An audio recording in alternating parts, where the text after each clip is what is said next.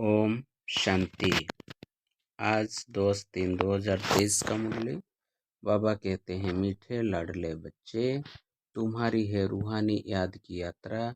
तुम्हें शरीर को कोई तकलीफ नहीं देनी है। चलते फिरते उठते बैठते बुद्धि से बाप को याद करो। प्रश्न, सदा खुशी किन बच्चों को रहती है? स्थायी खुशी ना रहने का कारण क्या है? उत्तर, जब पुरानी दुनिया पुराने शरीर से ममत्व तोड़ बाप और बच्चे को याद करते हैं, उन्हें ये स्थायी खुशी रहती है। जिनकी याद की यात्रा में माया के तूफान आते, अवस्था ठंडी हो जाती, उनकी खुशी स्थायी नहीं रहती। नंबर 2, जब तक भविष्य राजाई इन आँखों से नहीं देखते हैं, तब तक खुशी कायम नहीं रह सकती। गीत, हमें उन राहों पर चलना है। डट डट डट। ओम शांति। ये बाप कहते हैं, बच्चों प्रति यह तो समझने की बात है। इतने बच्चे सिवाय प्रजापिता ब्रह्मा के और किसके होते नहीं। श्री कृष्ण को कभी प्रजापिता नहीं कहा जाता। नाम गाया हुआ है ना, प्रजापिता ब्रह्मा जो होकर गए हैं वह इस समय प्रेजेंट हैं। तो प्रजापिता ब्रह्मा की संतान ब्रह्मा कुमार कुमारियां ढेर हैं।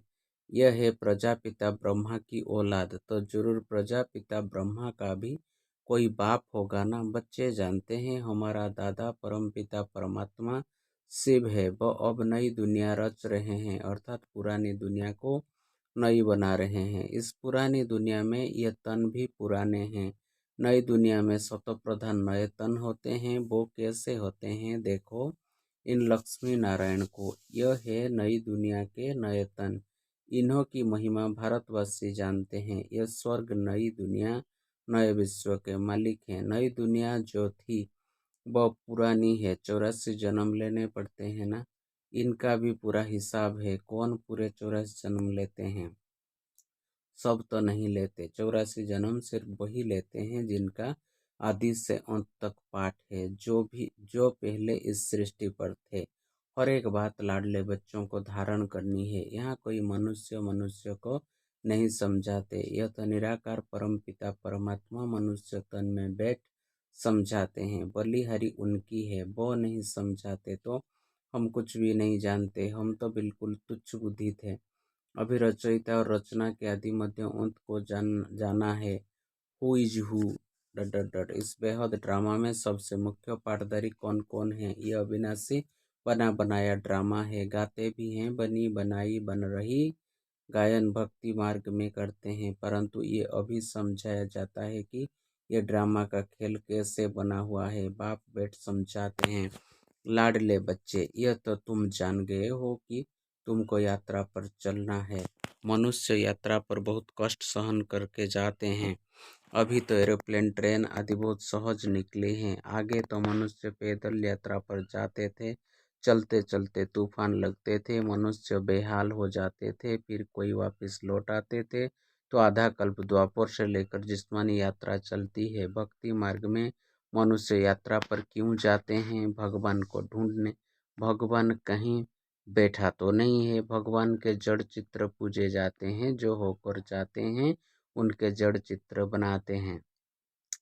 चैतन्य में तो भगवान मिल न सके। शिवलिंग आदि ये सब जड़ चित्र हैं।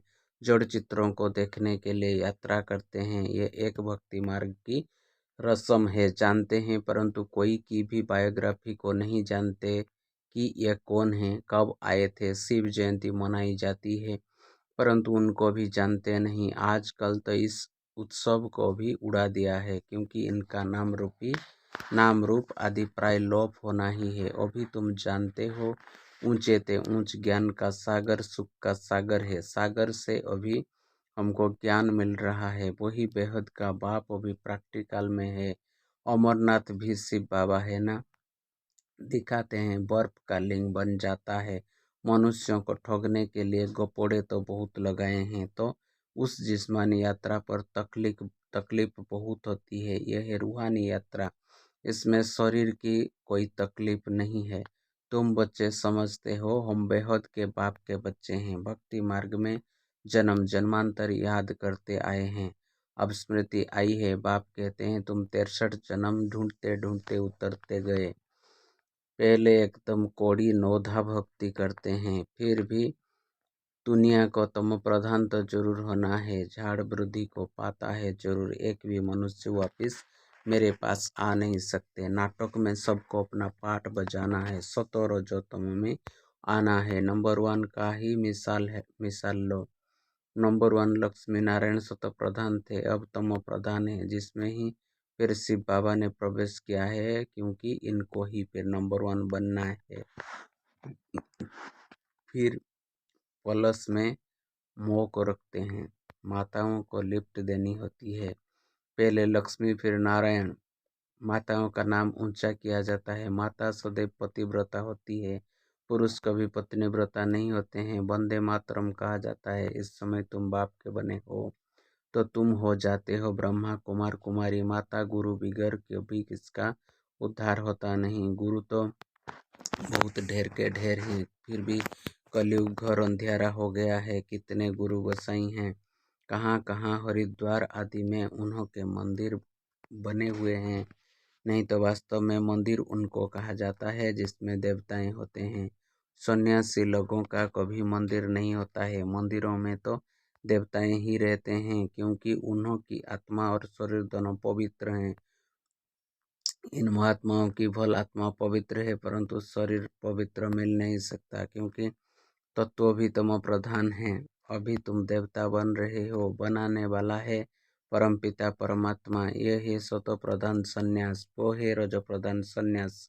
यह बाप के सिवाय कोई सिखला न सके, तो बाबा ने समझाया है कि वो है जिस्मानी यात्रा, यह है रूहानी यात्रा। इसमें कर्मेंद्रियों का कोई काम नहीं, कुछ भी तकलीफ की बात नहीं है, बहुत सहज है। वो जिस्मानी यात्रा अनेक प्रकार की है, ये रूहानी यात्रा एक ही है। यह है राजाई के लिए यात्रा। यह लक्ष्मी नारायण का चित्र सामने खड़ा है। दुनिया थोड़े ही जानती है कि इन्होंने ये राज्य की यात्रा कर यह पद पाया है। तुम बच्चे जानते हो इन्होंने यह प्रारब्ध कैसे पाई। कोई ऊपर से नई आत्माएं तो नहीं आई जिनको भगवान ने राजाई दे दी, नहीं। इन्हों को पुराने से नया बनाया हुआ है, जिसको रिजवनेट व काया कल्पतरु कहा जाता है। तो बाप बेट समझाते हैं, इन्होंने रूहानी यात्रा की थी, राजयोग बल की यात्रा से यह बने। बाप राजयोग और ज्ञान सिखाने आते हैं। तो अब तुम्हारी यात्रा चल रही है, तुम बैठे हुए अथवा चलते फिरते उठते बैठते यात्रा पर हो। तुम सिर्फ बुद्धि से बाप को याद करते हो, याद से ही दौड़ी पहनते हो, और तुम्हारे विकर्म विनाश होते हैं। जितना जल्दी विकर्म विनाश होंगे, उतना जल्दी बाप के गले का हार बनेंगे। तुम अब 4 धाम आदि नहीं करते हो, बस सब भक्ति मार्ग के जिस्मानी तीर्थों पर जाए, वहां से फिर लौट आकर घर में विकर्मी बनते हैं। जितना समय यात्रा पर रहते हैं, उतना समय निर्विकारी रहते हैं। आजकल तो हरिद्वार में जाकर देखो, पंडे लोग बड़े गंदे रहते हैं। लोग यात्रा पर जाते हैं तो पवित्र रहते हैं, और वहाँ के रहवासी पंडे लोग अपवित्र रहते हैं। तुम्हारी यात्रा कितनी स्वच्छ है, कुछ भी धक्का आदि नहीं खाना है। बाबा कहते हैं, लाडले बच्चे उठते बैठते चलते फिरते सिर्फ मुझे याद करो। ये आत्माओं से बात कर रहे हैं। आत्मा इन ऑर्गन्स द्वारा सुनती है, आत्मा मुख से बोलती है, आँखों से देखती है। आत्मा इन आँखों से दिखाई नहीं पड़ती, ना परमात्मा दिखाई पड़ता। दोनों को दिव्य दृष्टि बिगर देखा नहीं जा सकता है, समझा जाता है। तब कहते हैं, हमारे में आत्मा है, हमारी आत्मा दुखी है, हमारी आत्मा एक शरीर छोड़ दूसरा जाकर लेती है। आत्मा बोलती है ना, परमात्मा भी आत्मा से बात करते हैं।